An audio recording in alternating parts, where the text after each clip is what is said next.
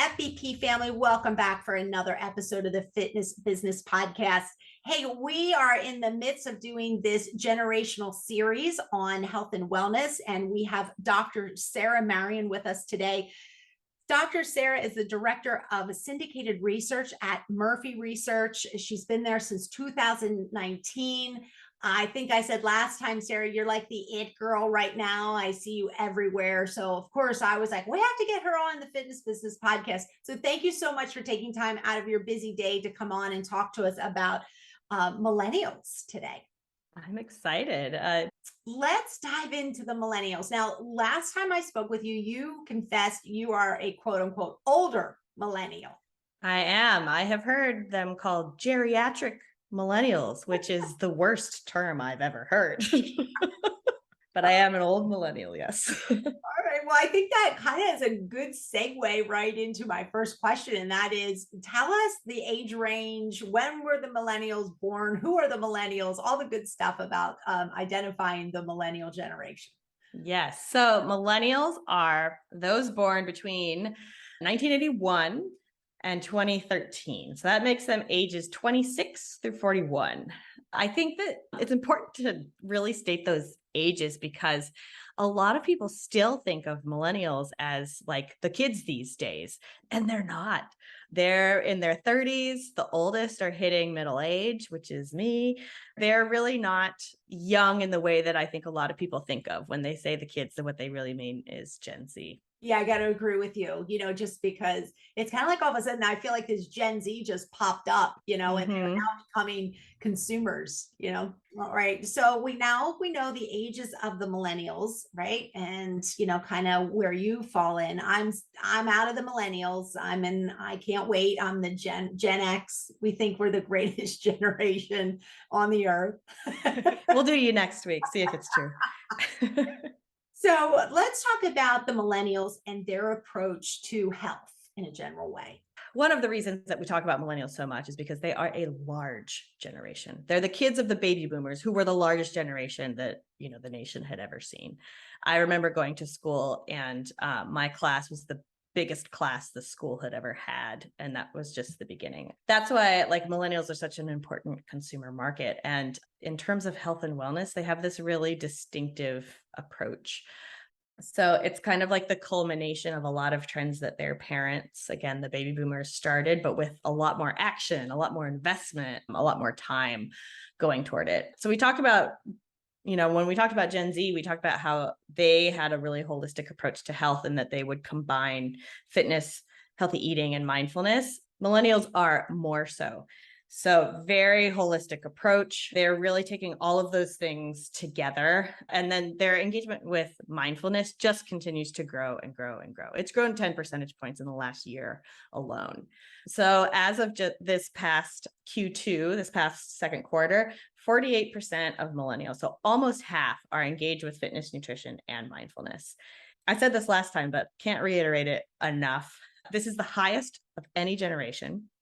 And these are really engaged health consumers. When people are engaged in all three, they invest a lot more time and money in their health. They invested in healthy eating. They invested in fitness. They invested in mindfulness. They take time to plan ahead. They're very intentional and consistent with their habits. They're willing to invest in performance, in quality, in things that will make them keep doing the things they want to do day after day. So really high value consumer to have. And a lot of those people are millennials. Now, because they're so big, they really have been driving a lot of the wellness trends that we've been seeing for the past, 10 years or so. And now, because they're moving into this kind of prime working age of life, they have more money and they have really more stable adult routines. And that's when we see people buying equipment, joining gyms. It's a time when you start to take your health more seriously. Millennials have hit that point. They always were engaged in health, but now in your 30s, things start catching up to you. You have to be a lot more intentional about what you eat and about how you exercise. And they're really doing all those things. The other thing I think that's important to remember about millennials and how they approach health is that, again, most of them are in their 30s, and this is a real crunch time in life. So as a life stage, you are very, very busy. You're building a career, right? You're trying to find a mate a lot of the time. You're starting a family. You're balancing young children and work. You're starting to take care of your own elderly parents sometimes. You're starting to really feel your age in a way that you didn't when you were 20. And so then the pandemic happened, right, on top of all of that. And so we see a lot of ramifications from the pandemic in how millennials are approaching health. And so when you're talking about like the parents, the working parents that all those headlines were about, those are millennials, right? It's the moms working at home with their toddlers during the pandemic. It's the parents having Zoom meetings in their bathrooms. Like that was my generation. Because Gen X has older children, much more independent. They were at home too. Things were hard there as well. But it's different to have a 15-year-old at home than it is to have a 2-year-old at home, right? Yes, our biggest problem during the pandemic was keeping enough food in the house. I bet it was. That was the biggest problem on who ate the last, like, I don't know, piece of cheese out of the refrigerator or something, that's what my problems I dealt with. Those are some big stomachs to keep full there. But that crunch time, so 65% of millennials have children in the home. That's much higher. I think Gen X is the next highest at 41%. So 28% of millennials have kids under 6 in the house. And the next highest one, again, is Gen X with 6%. So again, we're talking about people who have a lot of demands on their time, but who really, really care about health. And so what we saw during the pandemic is they responded to this, kind of crisis with the Great Resignation and doubling down on health. And there's nuance in there, but overall kind of work-life balance went up in terms of how they rank their life priorities. So did health, so did mental health. And then what we saw is year over year, more took up fitness habits. So more we're exercising, more we're dieting, more we're doing all kinds of healthy eating strategies, more researching healthy recipes, more talking to their doctors about fitness and exercise. A lot more people started meat reduction diets. So across, whether that's like flexitarian, vegetarian, vegan, so many people took up mindfulness and they've kept it up. And no other generation did this in the same way. So the increases are really consistent, and they keep happening year over year over year across all of these kind of health modalities and actions for millennials. And they've downshifted their work to make room for it. Right. So now you kind of talked about the millennials as a whole. I'd love to divide them up and let's talk female versus males and how each sex views health, fitness, working out, the gym environment. Yes, actually, that's where a lot of nuance comes in. Okay. So there are differences. I think the overall approach in terms, again, of that holistic approach is very similar. Really valuing health and wellness is similar, but in general, men are more engaged than women. And so that declines a little bit once you're talking about nutrition, where they're about equal, but men are much more engaged in fitness than millennial women, and then in mindfulness too. And it's not that women aren't engaged, because they are, and in high numbers. It's just that millennial men are very health-minded. And I suspect that a lot of this has to do with life stage. And I have a couple of reasons for thinking that. So again, we're talking about parents of young families, right? Motivation, energy, family demands, money. These are all bigger barriers for millennial women than they are for millennial men. And millennial women actually kind of select the highest number of barriers on average of any age group. And I think it's all about just that crunch time. It's so hard to fit in all of the things that you kind of wish you could fit in a day. So another example is like about half of fitness engaged millennial men have gym memberships, which is really high. It's the highest of any group, but only 1/3 of millennial women do. 1/3 of fitness engaged millennial women. So now that's still higher than other generations, but it's the biggest gender gap. You see a much smaller gap in terms of online fitness trial, which seems like it would be perfect for like the working mom at home, but it's still more men who use that too. So this like difference in what you want to do versus what you can do, we hear that in interviews, so qualitative research all the time. And part of it is that fitness in particular, even when you really care about it, it requires time out of your day in a way that eating and even mindfulness just don't. Eating is baked into the day, like your whole day is organized around it, right? So you can make healthy choices through the day. Mindfulness is relatively easy to do in little spurts here and there if you have, a 10-minute meditation practice. But fitness is like an hour. If you have that hour free, if you're a mom with young kids or if you're a working parent, like there are just so many demands on that hour. You have to choose fitness over any other number of like relatively important tasks. And so sometimes you have to choose, going to the grocery store versus getting a workout. And we hear this over and over again from millennial moms in particular. And for some reason, it is not true for millennial dads in the same way. I have to agree with you on that, Sarah, just from all the years of working in the club, when that 4 or 5 o'clock the check-in started at that time for the after work crowd, it was primarily the men coming in. I'm not saying we didn't have females, but there's definitely the men populated because I guess it's still just that mom goes home with the kids and gets dinner prepared, and dad somehow is able to slip away for 30-45 minutes to get a workout in. Yeah.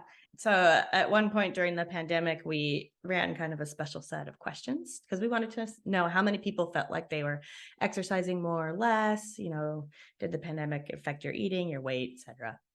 Women, and especially moms, kind of felt experience of the pandemic was much more negative than men's and dads. And even when we would narrow it down to like, let's look at remote workers, you guys are in the same kind of work situation at home. Still, women would say I had less time to work out. I couldn't eat the way that I wanted. My weight suffered. And men were more likely to say the opposite. The crush of, I think, responsibilities, probably combined with other things. All right. So continuing our talk on the millennials, what is their approach specifically to fitness? And are there any barriers? Like when we talked about the earlier generation, transportation and cost was a barrier. So hear what the barriers are for our millennials. I think in terms of motivations, millennials are really this kind of like optimum mix of they still want what a lot of younger folks want, but they're starting to have some of those motivations of age creep in too. So what that means is that they're old enough that like preventing future issues. I don't want to have a heart attack like my dad. I want to live a long, active, healthy life. That is a much more important motivation to them than it is for, say, Gen Z. Not as important as it is for a boomer who are currently in the midst of like working to make sure they're having a long, active, healthy life. But you start to see the sense of mortality, like they get some experience. So there's these long-term motivations that are there. And weight management also becomes more pressing. But they're also young enough that they're still motivated by those social factors that younger folks are. So they still want to look good. They want to fit into their clothes. They might not care as much about going to the gym to see and be seen, but they're definitely going so that when they do want to go out, they feel like they can be confident. And then they really have strong mental health motivations too. Exercise is really a key stress reliever and mood booster. Here they're like slightly higher than other generations, and it helps them sleep better. So you see, again, that's kind of some of that holistic approach to health coming in. But the mood management is, again, this connection between exercise and mood and energy and mental health is really strong for this generation. And also when you talk to them, it's a really important daily motivator. It's a tangible, immediate benefit that you get right away from exercise and that you want to have again and again and again. And so it helps keep people coming back. So that's motivations, right? But in terms of what they do, like they do it all. I just love the millennials. They're so fun because they really do it all. They're young enough that they're still running, they're still playing team sports. And in fact, between 2020 and 2022, the number of millennials playing organized sports went up 10 percentage points. So more are playing sports now than pre-pandemic. I think some of this is people whose group exercise programs shut down during the pandemic. And they switched to team sports for that same structure and camaraderie. I could see the shift quantitatively when I was doing some research around group fitness. And then anecdotally, that's what I did too. I could go play on a soccer team, but I couldn't go to my dance class anymore. They're also, like I said, they have the highest levels of gym memberships of any generation, but they're also the biggest online fitness users. So they're doing it all. They work out at home more often than other generations, partly because of that online fitness use, I think. 1 in 3 own large indoor cardio equipment. Similar numbers own strength training equipment. More own bikes and e-bikes. They own a lot of stuff. Again, like this is a generation that is really starting to come into its own in terms of household income. 26% own some type of smart home gym equipment, whether that's like a smart boxing bag, all the way up to those, smart gym systems. I think a lot of it is like Pelotons and treadmills. So they're using the gym and they're working out at home and they're working out outside. And so they like toggle between all of that in a week, but also I think that they go in and out. You see them trying new things here and there. That's what we do in our household. So there'll be times when we're gym members and then, that gets boring for a little while. So then we'll switch back to doing the at-home stuff. And then, that gets boring after a while too. So then you go back to the gym. But the key factor is that they're exercising consistently this whole time. So again, really valuable consumers in that way. In terms of barriers, again, it's all about life stage. It's time, energy, and career and family demands. So they don't have the same kind of monetary and resource barriers that younger generations have, but they have more demands on their time than older folks do. Convenience is like a real need, convenience and time savings, efficiency. And of course, that's what online fitness does so well. So that at-home workout can serve if you can't get to the gym. Going to the gym might be more fun, but sometimes you just can't do it. And so it makes sense for them in a way that it doesn't for Gen Z, because it solves a real problem that millennials have that Gen Z just doesn't have yet. When I was, again, all the years of working in the club, Class Pass was something that was popular. We'd see that come through. And we used to say the same thing. It was the millennials that we felt at the time were the most non-loyal, because they had the Class Pass and they were always bebopping around to all the different facilities, because they would try kickboxing class and then they would go here for their spin class and then they'd go to another club for a yoga class. And we used to get frustrated because we'd be like, why can't we wrangle this generation in just to stay in one place? But they didn't. And now you add online fitness into it. And yeah, I was guilty of that. And they like variety. They like having fun. And I think also what you're talking about, like this unbundling concept, right? You used to get all of that in one gym. They're used to that not being the case. They're used to there being the yoga studio and the kickboxing studio and the bar studio. That means that you have to circulate between a whole bunch of places to do all the types of workouts that you want. And even if you only wanted to go to one place, like say my time that I have to work out is, I have a lot of time, 4 to 6 p.m. There's only so many classes that can actually happen at that time. And so if I want to do yoga and there's no yoga class, well, that means I have to go down the street and do yoga somewhere else. Yeah, I agree. It'd be interesting to see if clubs out there, if they started organizing kickball leagues and soccer leagues within their clubs, what generation, what age or what generation would sign up for those forms of exercise? I mean, my bet again would be on millennials. Probably different depending on the sport that you're going for. Even before the pandemic, I live in Seattle. There were a lot of adult sports leagues. I was playing on a soccer team back then too. A game started up. There was a tennis court on the other side and it looked horrible. And it turned out it was dodgeball. It was dodgeball with these like small, hard rubber balls. They were just whipping at each other. That's my generation also. Sarah represents those millennials out there. She's loud and proud about it. I didn't want to play that game. I will say it was all like young men. All right, going back to our discussion here with the millennials, what are your thoughts about them with their relationship with gyms? And for the ones that don't join the gyms, why? What does the data and the research show as the reason? Again, millennials are the most likely age group to have a gym membership, and they're really kind of in a sweet spot for gyms because, especially I think if the millennial is on the older side. Compared to older folks, Gen X and boomers, they are pickier, but they want it all for a lower price. And millennials are not like that. They want kind of the same things in terms of convenient location and equipment, but they're less price conscious. They're more willing to pay. They're more willing to pay for amenities if they want them. They're more willing to pay for childcare. So it's stuff like that that can kind of make the difference for them because they have more abilities to get around and have more choice, more resources to kind of pay for what they want. They're also interested in group fitness. So they're looking for really the kind of combination of extras in addition to those main location, equipment, nice atmosphere criteria. And I think interestingly, unlike older generations also, they don't mind exercising inside. A lot of older folks see exercise as their outside time, and that's what really drives them.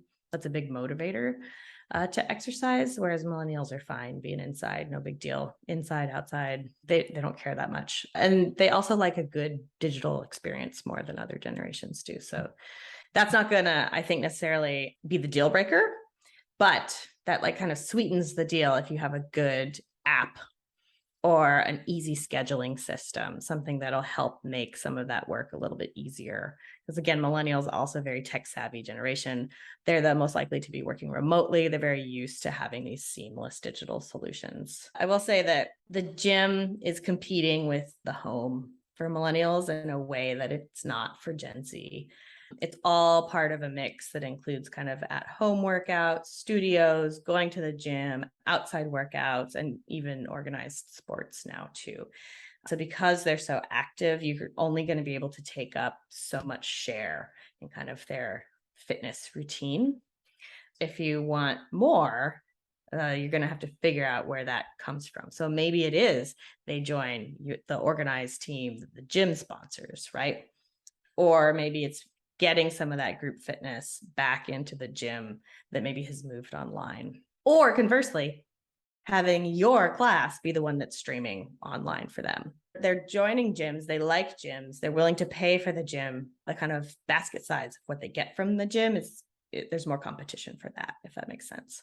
It does make sense. And, it's funny. I heard somebody refer to the millennials as the Starbucks generation in the sense of, if they don't mind paying that $6 for a latte, Right. because that's what they want.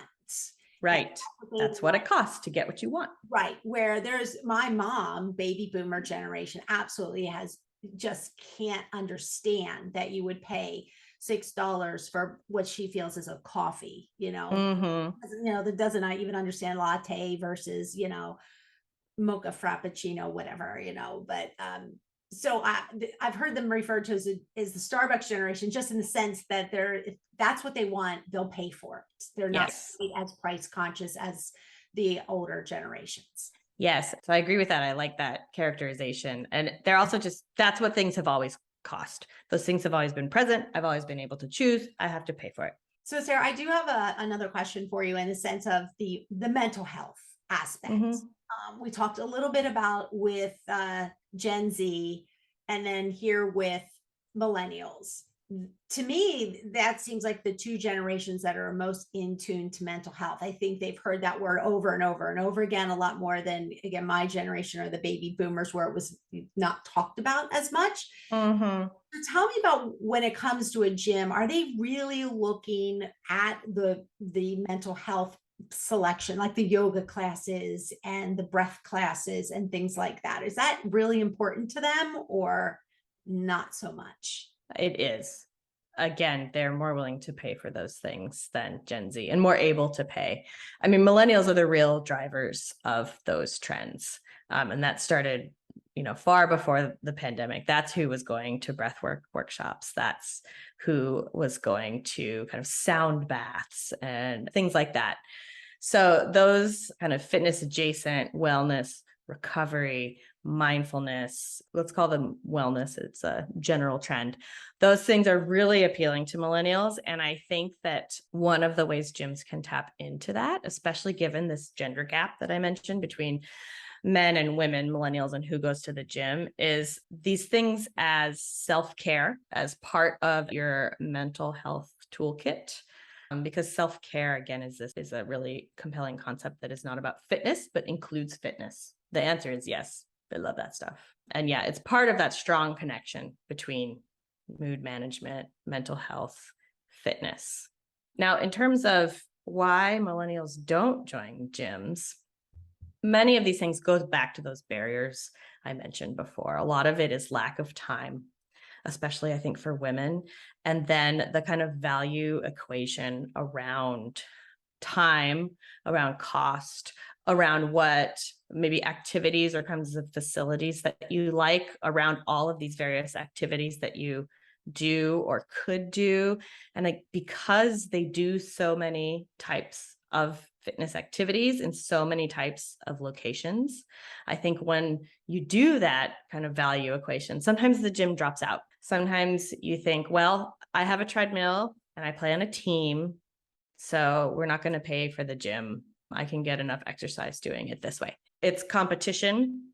It's lack of time. It's those kind of life stage barriers that I mentioned before, where fitness is really competing with a lot of other things. If you don't have time, and you know you don't have time to even go for a walk, you're definitely not going to pay to join a gym. So finding the time for that kind of self-care is really hard, I think, especially for millennial women. And there is the competition I mentioned. Some of that is also coming from online fitness, because online fitness, there's a group of users who don't want to go to the gym at all. They really want to work out at home. They're very intimidated by the gym. They don't want people to see them work out, but they do want to work out. So they want to do fitness. They want to get fit. So they do online fitness at home. And a lot of those women are millennial moms again. Hey, Sarah, can you give us your top 3 tips for attracting the millennials into fitness facilities? You've got to find ways to use their engagement with online and digital fitness solutions to your advantage. Online fitness is usually a complement to the gym, so it helps them track their workouts. You can give them guidance that integrates with common systems, but you need to figure out what your people are doing with online fitness in the gym. And I can tell you, they're tracking themselves, they're using it as guidance, and make that easier for them. That helps use online fitness to your advantage, because it's easier to do the workout that they want, then sure, they'll come back to you. And maybe, a lot of clubs have their own apps now to help capture some of that engagement. But the flip side of this, that a lot of gyms pivoted to streaming their workouts online. And this is also a great solution for millennials to help keep them engaged with the gym. So stream those online workouts so that people are using your trainers and your services when they're doing their workout at home. Also, we've got to solve this gender gap between millennial men and women and help millennial women get to the gym, because if they really value health, they value fitness, they've got the same kind of holistic wellness goals as men, but a lot of times they have more logistical barriers. This might be about offering childcare solutions or workouts at specific times of day, which might depend on the kind of demographics that you have. It could be partnering with a meal service. Apparently, my daycare used to do this before the pandemic, so that you can pick up dinner for your family from this meal service on the way out. And that way, you've solved the problem of cooking and you have a fresh meal. And kind of related to that, my third point is that I think that some of those rest, recovery, and wellness amenities, classes that speak to that holistic approach to health and wellness can help bring more women into the gym too, and millennials generally speaking.